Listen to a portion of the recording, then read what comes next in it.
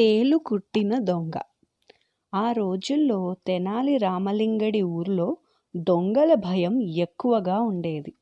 ప్రతిరోజు ఎవరో ఒకరి ఇంట్లో దొంగలు పడి దోచుకుంటూ ఉండేవారు. తన ఇంటికి కూడా దొంగ ఎప్పుడో ఒకప్పుడు రాక తప్పదని అనుకున్నాడు రామలింగడు.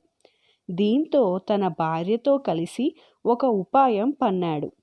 ఒక తేలును తెచ్చి అగ్గిపెట్టెలో పెట్టి దాన్ని గూట్లో పెట్టి ఏమేం చెయ్యాలో అన్నీ భార్యతో చెప్పాడు రామలింగడు.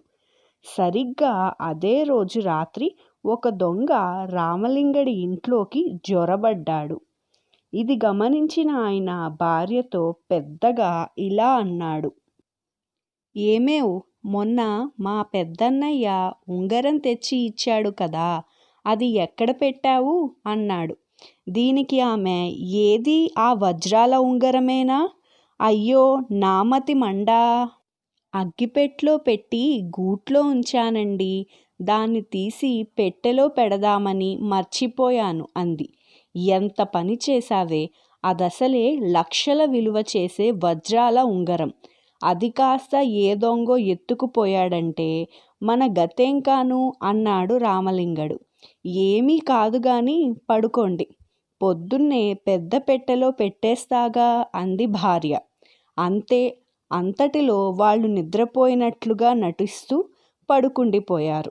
జరిగిందంతా విన్న దొంగ రామలింగడి దంపతులు గుర్రుపెట్టి నిద్రపోవటం గమనించి మెల్లిగా గూట్లో చెయ్యి పెట్టి అగ్గిపెట్టె అందుకున్నాడు. దాన్ని తెరిచి ఉంగరం కోసం వేలు పెట్టాడు. ఇంకేముంది, తేలు దొంగ వేలుని కుట్టింది. దీంతో నొప్పికి తాళలేని దొంగ విలవిలలాడిపోయాడు. అయినా కూడా చప్పుడు చేస్తే నలుగురు వచ్చి తనని పట్టుకుంటారనే భయంతో కిక్కురుమనకుండా మెల్లిగా జారుకున్నాడు. ఇదంతా గమనిస్తూ ఉన్న రామలింగడి దంపతులు నవ్వుకున్నారు. అప్పుడు రామలింగడు తన భార్యతో, మా పెద్దన్న ఉంగరం దొంగకు బిర్రు అయినట్లుంది పాపం అన్నాడు ఎగతాళిగా. దొంగకు రామలింగడు చేసిన మోసం తెలిసిపోయి ఇంకెప్పుడూ అతడింటికి వెళ్ళకూడదని నిశ్చయించుకున్నాడు. ఈ కథ మీకు నచ్చిందా ఫ్రెండ్స్? ఇలాంటి మరి ఎన్నో కథల కోసం మా ఛానల్ని లైక్ చేయండి, షేర్ చేయండి, కమెంట్ చేయండి అండ్ సబ్స్క్రైబ్ చేయడం మర్చిపోకండి.